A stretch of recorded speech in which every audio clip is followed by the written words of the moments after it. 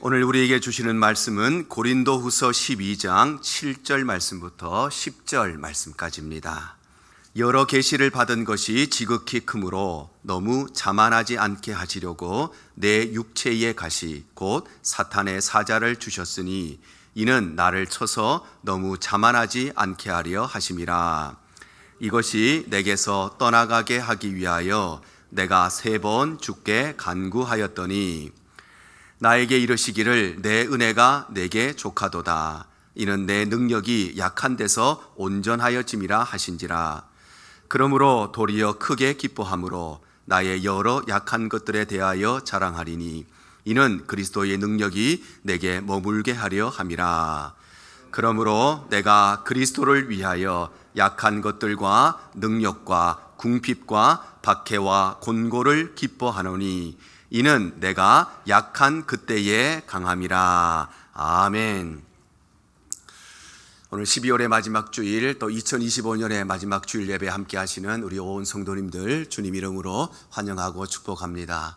올해 한 해도 참으로 다사다난했던, 참으로 많은 일들이 있었던 한 해였지만 하나님의 은혜로 말미암아 우리가 마지막 주일을 맞이하게 되었습니다.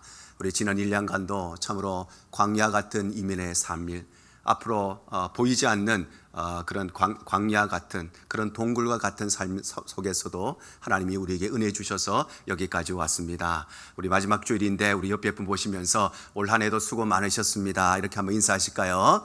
올 한 해도 수고 많으셨습니다. 네, 올 한 해도 수고가 많으셨습니다.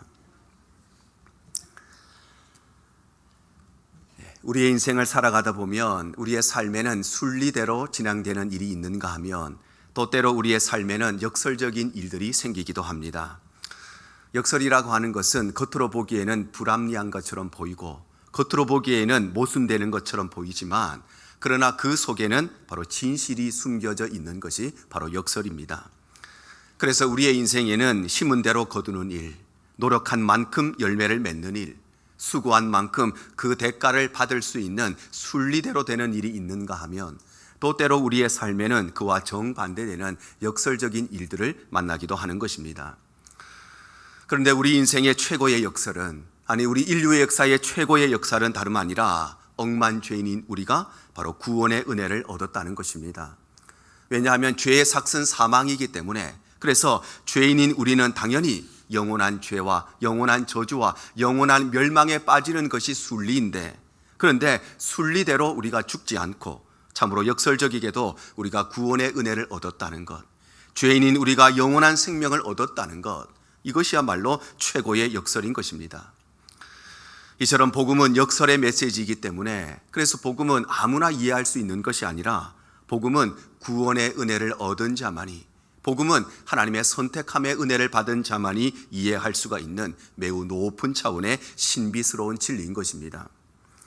그래서 오늘 사도 바울은 이렇게 고백을 하지요. 오늘 10절 하반절입니다. 이는 내가 약한 그때에 강함이라. 바로 사도 바울은 자신의 약함이 자신의 강함이라고 고백하고 있는 것입니다.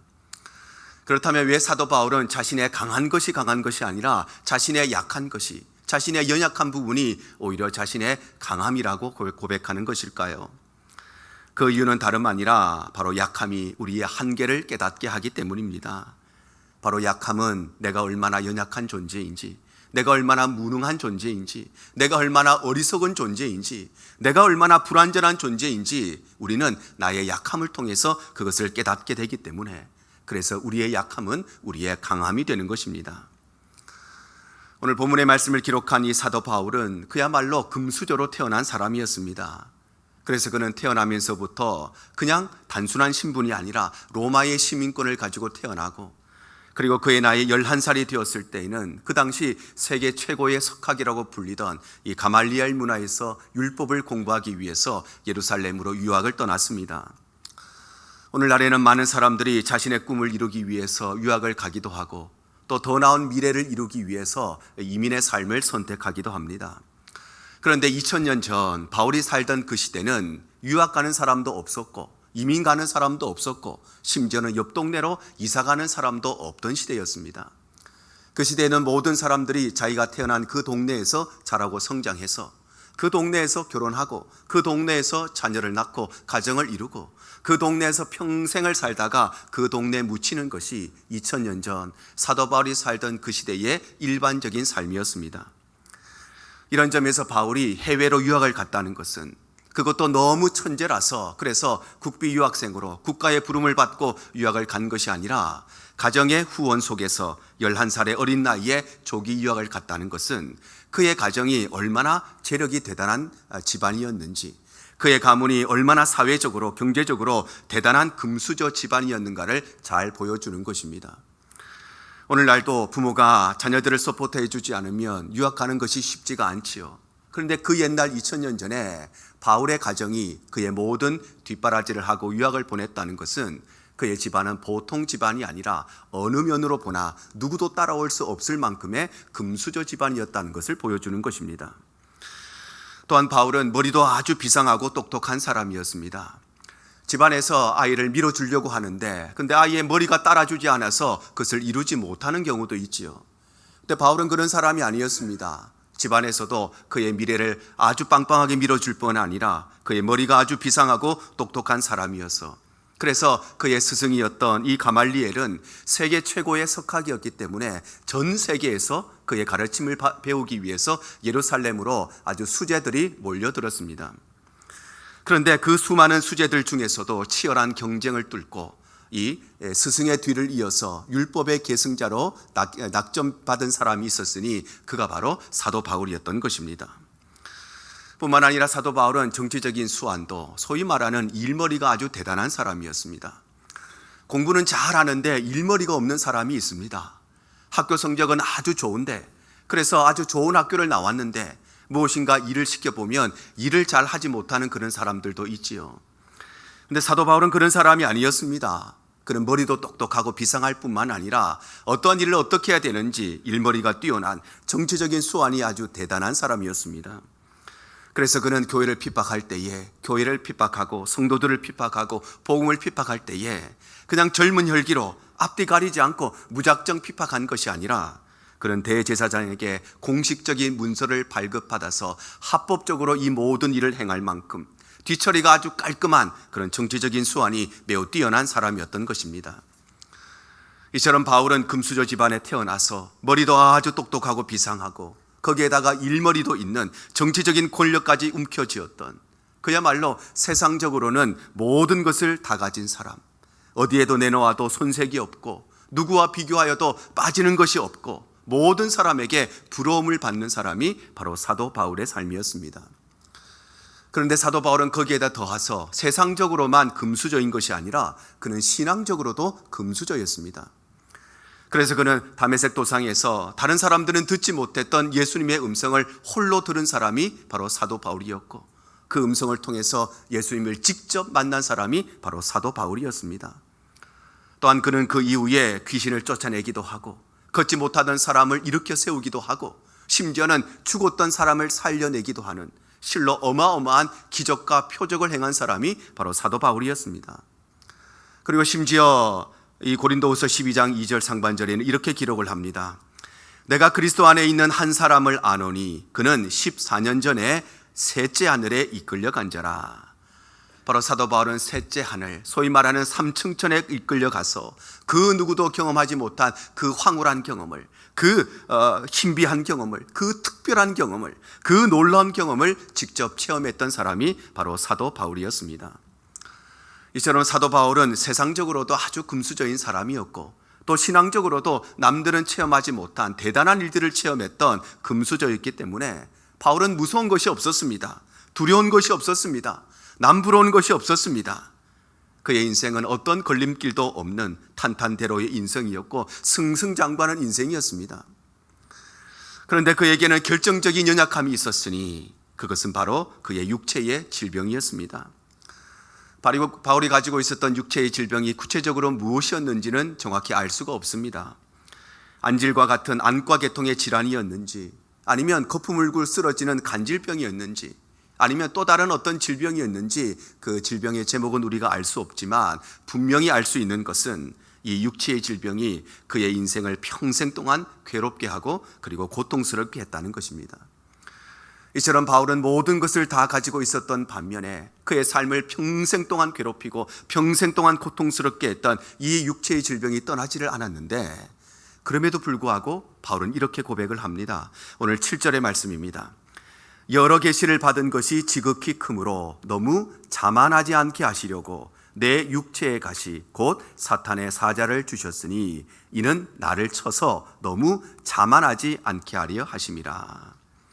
바로 사도 바울은 이 육체의 질병이 자신을 평생 동안 힘들게 하고 평생 동안 괴롭히고 평생 동안 고통스럽게 했지만, 그런데 이 육체의 질병으로 말미암아 내가 교만해지지 않고 이 질병 때문에 내가 자만해지지 않았다고 고백하고 있는 것입니다. 만약에 세상적으로도 모든 것을 다 가진 금수저였던 이 바울이, 신앙적으로도 다른 사람은 결코 경험해보지 못한 대단한 일들을 경험했던 이 사도 바울이 건강까지 좋았더라면 어떻게 되었을까요?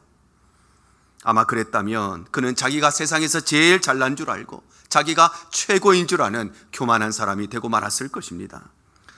그러나 그는 모든 것을 다 가지고 있었지만, 그러나 자신을 평생 괴롭혔던 이 육체의 질병으로 인하여서 자신의 한계를 깨닫게 되고, 그래서 그 육체의 질병을 경험할 때마다 내가 얼마나 무능한 존재인지, 내가 얼마나 연약한 존재인지, 세상 앞에 나가면 대단한 사람처럼 보이지만 내가 얼마나 어리석은 존재이고 내가 얼마나 불완전한 존재인지 그것을 깨닫고, 그래서 그는 하나님 앞에 교만해지지 아니하고 자만해지지 않았던 것입니다.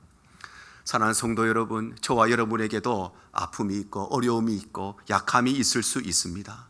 누구도 알지 못하는 내 인생에 누구에게도 말할 수 없는 우리 가정에 아픔이 있을 수 있습니다. 그러나 오늘 사도 바울의 고백과 같이 그 어려움과 그 아픔이 우리의 한계를 깨닫게 하고, 그 아픔으로 말미암아 우리는 하나님 앞에 더욱더 겸손하게 살아갈 수가 있게 되는 것입니다. 또한 약함이 강함이 되는 이유는, 약함은 우리로 하여금 하나님을 붙들게 하기 때문입니다. 바로 약함은 내 힘으로, 내 능력으로 불가능하다는 것을 깨닫게 하기 때문에, 그래서 우리는 내 약함으로 인하여서 전능하신 하나님을 붙들게 되고, 내 약함으로 인하여서 완전하신 하나님을 의지하게 하고 그 하나님을 바라보게 하기 때문에, 그래서 우리의 약함은 우리의 강함이 되는 것입니다. 우리의 인생길 내 힘으로 모든 것을 다 할 수 있다면, 우리의 인생길 내 능력으로 모든 것을 다 할 수 있다면 과연 우리가 하나님을 붙들고 하나님을 의지하고 살아가게 될까요? 아마 그렇지 않을 것입니다. 그런데 내 인생을 살아가다 보니 내 힘으로 할 수 있는 것이 별로 없고, 내 능력으로 해결할 수 있는 일이 없고, 아니 내 힘과 능력으로는 아무것도 할 수 없다는 것을 우리가 깨닫게 될 때에 비로소 우리는 하나님을 붙들고 하나님을 의지하고 살아가게 되는 것입니다. 사도 바울은 자신을 평생 괴롭게 하고 고통스럽게 했던 육체의 질병 때문에 하나님 앞에 이렇게 기도했습니다. 오늘 8절의 말씀입니다. 이것이 내게서 떠나가게 하기 위하여 내가 3번 주께 간구하였더니. 바로 사도 바울은 3번이나 하나님 앞에 자신의 질병을 고쳐달라고 기도했다는 것입니다.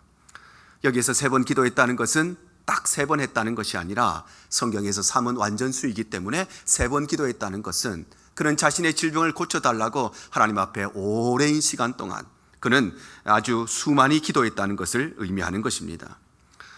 그런데 하나님께서는 사도 바울이 이토록 오랜 시간 동안 이토록 간절하게 이토록 수없이 기도했음에도 불구하고 그의 질병을 고쳐주시지 아니하셨습니다.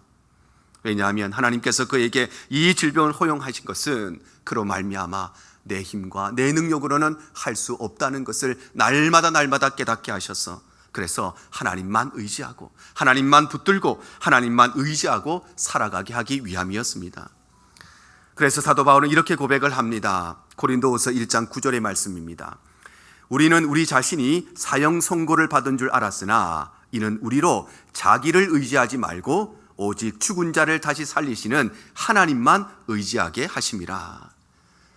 바로 사도 바울은 하나님께서 나에게 이 고난의 길을, 이 고통의 길을 통과하게 하신 것은 나 자신을 의지하지 아니하고 오직 하나님만 의지하게 하기 위한 하나님의 섭리 가운데 있다고 고백하는 것입니다. 왜냐하면 우리를 무너뜨리는 것은, 우리를 실패로 인도하는 것은 우리의 약함이 아니라 우리의 강함이 우리의 인생을 실패로 이끌기 때문입니다. 소돔과 고모라 성이 불과 유향으로 멸망당한 이유가 무엇이었겠습니까? 그들이 과연 가난했기 때문에 이런 멸망을 당했을까요? 그렇지가 않지요. 이들이 멸망당한 이유는 이들의 가난함이 아니라 이들의 부유함 때문에 그들은 멸망으로 나아가고 말았던 것입니다. 가난했더라면 오히려 이들은 하나님을 붙들고 하나님을 의지하고 살았을 것입니다. 그런데 그들의 부유함이 방탕함에 빠지게 만들고, 그들의 부유함이 하나님을 떠나게 만들고, 그들의 부유함이 내 인생은 내 힘으로 살아갈 수 있다는 교만함에 빠지게 만들어서 그들을 결국에는 멸망으로 이끌었던 것입니다. 요단강이 갈라지는 기적을 경험하고 그 거대한 여리고성을 무너뜨렸던 이스라엘 백성들이 그 작은 아이성에, 아무것도 아닌 그 성에 정복하는 일을 실패하는 일이 그 이유가 무엇이었을까요? 그것은 그들의 무지함이 아니라 오히려 그들이 지혜로움이 그들을 실패로 이끌었습니다. 그들은 요단강이 갈라지고 기적과 같은 일을 경험했습니다. 그들은 여리고성이 무너지는 일을 경험했습니다. 그러니 자기가 대단한 사람인 줄 알고 내 지혜가 대단한 줄 알았습니다.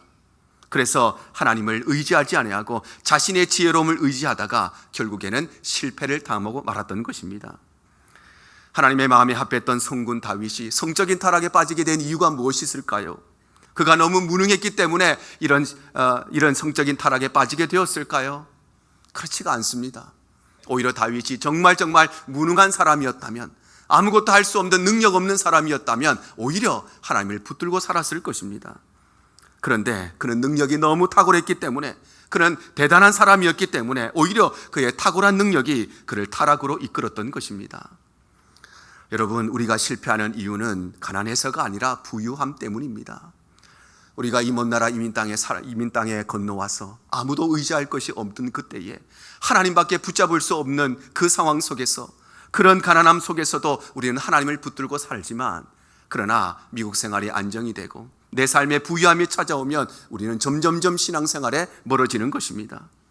우리가 정말 어리석은 인간이라면 하나님을 붙들고 살 수밖에 없는데, 내가 너무너무 지혜로워서, 그래서 하나님의 지혜보다 내 지혜가 더 뛰어나기 때문에 하나님의 말씀이 아니라 내 지혜로 살아가고, 내 지혜가 많아지면 많아질수록 하나님의 말씀을 어기고 순종하지 아니한 것이 바로 우리의 삶이고, 그것이 바로 우리의 삶을 무너뜨리는 것입니다. 우리가 무능하여서 아무것도 할 수 없다면 우리는 하나님만 바라보고 사는데, 그런데 우리는 능력이 너무너무 많아서, 배부르고 등 따실 만큼 내 능력이 뛰어나서, 그래서 하나님을 의지하지 않고 살아가다가 우리는 실패에 빠지고 멸망에 빠지고 마는 것입니다.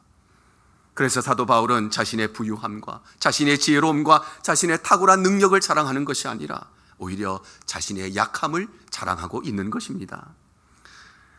이와 같이 우리의 약함은 약함이 아니라 도리어 우리의 강함이 되기 때문에, 그래서 우리는 먼저 되어야 먼저 되는 것이 아니라 나중 되어야 먼저 된다는 이 역설의 신비를 기억해야 되는 것입니다. 예수님께서는 포도원 품꾼의 비유를 통해서 이것을 설명하시지요. 먼저 온 사람들은 나중 온 사람들이 한 데나리온의 일당을 받는 것을 보고, 나는 저 사람보다 더 일찍 왔기 때문에, 나는 저 사람보다 더 많은 일을 했기 때문에, 나는 저 사람보다 더 오랫동안 일했기 때문에 당연히 저 사람들보다 더 많이 받을 줄 알았는데, 그런데 자신도 똑같이 한 데나리온을 받게 되자 그때부터 이들이 주인을 원망하기 시작했습니다. 상식적으로 생각하면 이들의 원망은 당연한 일이지 않겠습니까? 아마도 우리 중에 누구라도 이런 일을 당했다면 당연히 불평하고 당연히 원망했을 것입니다. 나는 일주일에 40시간을 일했는데, 그런데 일주일에 10시간 일한 사람과 똑같은 월급을 받는다면 당연히 불평하고 원망하지 않겠습니까? 나는 30년을 열심히 일하고 퇴직하는데, 그런데 5년을 일하고 10년을 일하고 퇴직하는 사람과 똑같은 퇴직금을 받는다면 당연히 불평하고 불만하는 것이 당연한 일일 것입니다. 그래서 우리는 이 주인은 참으로 불공평한 사람이구나, 이 사람은 불합리한 사람이구나, 사람을 차별하는 그런 주인이구나, 이렇게 생각할 수 있습니다. 그런데 이들의 불평을 자세히 살펴보면 이들이 왜 불평을 했는지가 분명하게 기록됩니다. 마태복음 20장 12절에 이렇게 기록하고 있습니다. 나중 온 사람들은 1시간밖에 일하지 아니하였거늘 그들을 종일 수고하며 더위를 견딘 우리와 같게 하였나이다. 바로 이들이 불평한 이유는 내가 일한 만큼 받지 못했기 때문에, 약속된 일당을 받지 못했기 때문에 불평한 것이 아니라, 나보다 적게 일한 저 사람이, 나보다 더 못하게 생각되는 저 사람이 나하고 똑같은 일당을 받고 나하고 똑같은 대우를 받는 것, 그것이 바로 그들의 불평의 제목이었던 것입니다. 만약에 주인이 약속을 지키지 않아서 한 데나리온을 주기로 약속했는데 한 데나리온을 주지 않았기 때문에, 그래서 내가 약속한 만큼 일당을 받지 못했기 때문에 불평했더라면 이들의 불평은 합당한 불평이었을 것입니다. 그런데 이들은 약속된 모든 일당을 받았습니다. 이들은 불합리한 일을 당하지 않았습니다. 이들은 차별당한 것이 아닙니다. 그런데 다른 사람이, 나보다 못하다고 생각되는 그 사람이 나하고 똑같은 대접을 받는 것에 이들은 불평하고 불만했던 것입니다. 나는 이만큼 수고해서 이만큼 얻었는데 다른 사람은 나보다 조금 적게 수고했어도 나만큼의 열매를 맺었다면 우리는 축하해 줘야 되는 것이 당연한 일이 아니겠습니까? 그런데 나는 이만큼 수고해서 이만큼 얻었는데 저 사람은 조금만 수고해서 저만큼 얻었는 것, 그것을 불평한 것이 바로 이 포도원 품꾼들의 불평이었던 것입니다. 그래서 이들은 내가 준 만큼 받고자 하는 거래의식으로 말미암아, 자신의 수고와 헌신을 내세우고 사랑하고자 하는 공로의식으로 말미암아 이들은 불평했던 것입니다. 사랑하는 성도 여러분, 우리의 삶은 내가 하나님을 위해서 수고하고 헌신하면 하나님께서 당연히 나에게 그만큼 갚아주셔야 되고 그만큼 상응하는 것을 주셔야 된다고 하는 거래의식이 아니라, 나도 당연히 다른 사람보다 더 많은 일을 했으니까, 더 오랜 시간 수고하고 헌신했으니까 내가 저 사람보다 더 좋은 대접을 받고 더 좋은 대우를 받아야 되고, 나보다 못한 사람은 나보다 못한 대우를 받아야지, 나보다 적게 일한 사람은 더 안 좋은 대접을 받아야지, 나와 똑같은 대접을 받는 것에 불평하고 원망하는 공로의식이 아니라, 오늘도 우리가 하나님을 예배할 수 있는 것이 은혜이고, 우리가 교회를 위해서 수고할 수 있는 것이 은혜이고, 우리가 하나님 앞에 나올 수 있는 것이 은혜임을 기억하는 것이 바로 우리의 삶이 되어야 되는 것입니다. 그래서 내게 없는 것을 바라보고 불평하는 것이 아니라 내게 있는 은혜, 내가 받은 축복에 늘 자족하며 감사하는 것이 우리의 삶이 되어야 하는 것입니다. 또한 우리는 높아질 때 높아지는 것이 아니라 도리어 낮아질 때 높아진다는 것을 기억해야 됩니다.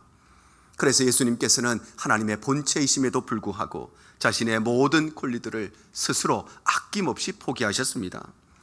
빌립보서 2장 6절과 8절입니다. 그는 근본 하나님의 본체시나 하나님과 동등됨을 취할 것으로 여기지 아니하시고 사람의 모양으로 나타나사 자기를 낮추시고 죽기까지 복종하셨으니 곧 십자가에 죽으심이라. 바로 예수님께서는 삼위 하나님으로서 마땅히 받으셔야 할 모든 영광과 존귀를 포기하시고, 또한 예수님께서는 자신의 신적인 능력을 포기하시고, 심지어 예수님께서는 마지막 자존심까지, 아직 자신의 생명까지도 모두 다 포기하신 것입니다. 왜냐하면 높아질 때 높아지는 것이 아니라 낮아질 때 비로소 높아지는 것, 그것이 바로 복음의 메시지이기 때문입니다.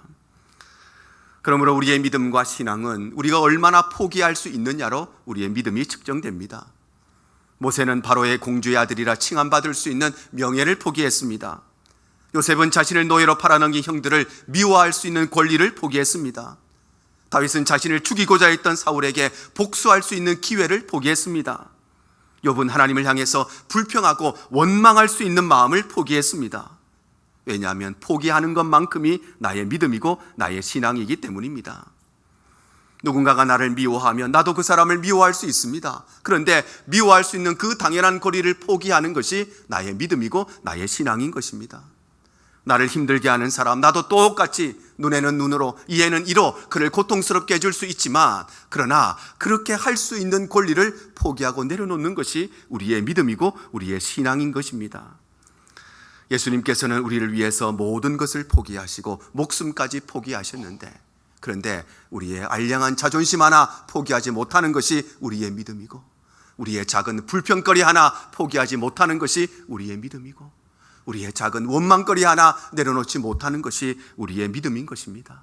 그래서 우리는 우리의 강함이 아니라 우리의 약함을 붙들 때에 참으로 하나님이 주시는 역설의 은혜를 얻게 되는 것입니다. 그래서 우리는 늘 감사하며 살아야 합니다. 왜냐하면 우리 성도들의 삶은 무언가를 얻었을 때 감사하는 것이 아니라 감사할 때 얻게 되는 역설적인 삶이 우리 성도들의 삶이기 때문입니다. 그래서 우리는 감사할 때에 우리의 삶의 모든 필요한 것들을 얻게 됩니다. 그래서 예수님께서는 한 어린아이가 가지고 왔던 보리떡 5개와 물고기 2마리라는 그 보잘것없는 도시락을 가지고 하나님 앞에 감사했을 때에 그곳에 있던 모든 사람들이 배불리 먹고도 남을 만큼 넘치도록 풍성하게 충만하게 그들의 모든 필요가 채워지게 된 것입니다. 또한 우리는 감사할 때에 우리의 상식을 뛰어넘는 기적의 역사를 경험하게 됩니다. 그래서 예수님께서는 절친한 친구였던 나사로의 무덤 앞에서 슬퍼하기 이전에 하나님 앞에 감사하셨습니다. 그리고 감사할 때에 죽은 나사로가 살아난 기적의 역사가 일어났고, 감사할 때에 슬픔이 기쁨으로 변화되고, 감사할 때에 절망이 그리고 소망으로 변화되는 기적의 역사가 바로 감사할 때 일어났던 것입니다. 뿐만 아니라 우리는 감사할 때에 모든 것이 새로워지는 새로움의 은혜를 얻게 됩니다. 그래서 예수님께서는 잡히시던 날 밤에 제자들과 함께 최후의 만찬을 나누시면서 고난의 잔을 들고서도, 죽음의 떡을 들고서도 하나님 앞에 감사하셨습니다. 그리고 이 감사를 통하여서 본질상 진노의 자녀였던 우리가 하나님의 자녀가 되는 새로움의 은혜를 얻게 되었고, 예수님의 이 감사로 말미암아 죄인이었던 우리가 의인이 되는 은혜, 영원히 죽었던 우리가 새 생명을 얻는 새로움의 은혜를 얻게 되었던 것입니다. 얻은 후에 감사하는 것은 감사가 아니라 매너에 불과한 것입니다. 연말이 되면 많은 사람들이 서로 선물들을 주고받지요. 내가 받았기 때문에 감사하는 것 당연한 것이고, 그거는 예의이고, 그것은 우리 삶의 방식인 것입니다. 그런데 얻기 전에 감사함으로 얻는 것이 바로 우리 성도들의 믿음이고 신앙이고, 이것이 바로 우리의 삶이 되어야 될 역설의 삶인 것입니다. 이와 같이 우리 그리스도인들의 삶은 역설적인 삶이 되어야 합니다. 그래서 우리는 높아지기보다 낮아지고자 하여, 우리는 섬김을 받기보다 섬기려고 하는 것이고, 우리는 복수할 수 있지만 복수하기보다 용서하고자 하는 것이고, 분노할 수 있지만 그러나 이해하고 사랑하고자 하는 것, 이기려고 하는 것보다 오히려 져주려고 하는 것, 이것이 바로 우리 그리스도인들의 삶이 되어야 하는 것입니다. 이제 2025년도 역사 속으로 저물어 갑니다. 지난 1년 동안 우리의 삶을 돌아보고 또 새롭게 다가올 2026년의 삶은 우리의 강함과 우리의 능력과 우리의 삶을 자랑하는 것이 아니라 오히려 우리의 연약함을, 오히려 우리의 부족함을, 오히려 우리의 어리석음을 자랑함으로써 먼저 되어야 먼저 되는 것이 아니라 도리어 나중되어야 먼저 되며, 높아질 때 높아지는 것이 아니라 도리어 낮아질 때 높아진다는 사실을 기억하고, 우리의 삶이 언제나 감사하는 삶이 되어서 2026년 역설의 신비를 경험하는 우리 온 성도들의 삶이 되시기를 바랍니다. 지난 1년간도 하나님이 은혜 주셔서 여기까지 왔습니다. 죄인인 우리가 은혜 가운데 거할 수 있었던 것이 역설의 삶이었던 것처럼 2026년도 죄인인 우리에게 은혜를 주시는 이 역설의 삶이 우리의 삶이 되어야 되고, 그래서 우리는 우리의 약함을 자랑함으로써 이 역설의 신비가 우리의 삶에 현실화되는 은혜를 경험하며 살아가야 되는 것입니다. 우리 온 성도들이 오늘 이 말씀을 꼭 기억하셔서 2025년 우리의 모든 아픔과 눈물을 십자가 앞에 내려놓고 새롭게 하나님께서 주실 새로운 소망을 가지고 2026년 새로운 한 해를 맞이하시는 우리 대형의 모든 성도들 되시기를 주님 이름으로 축복합니다.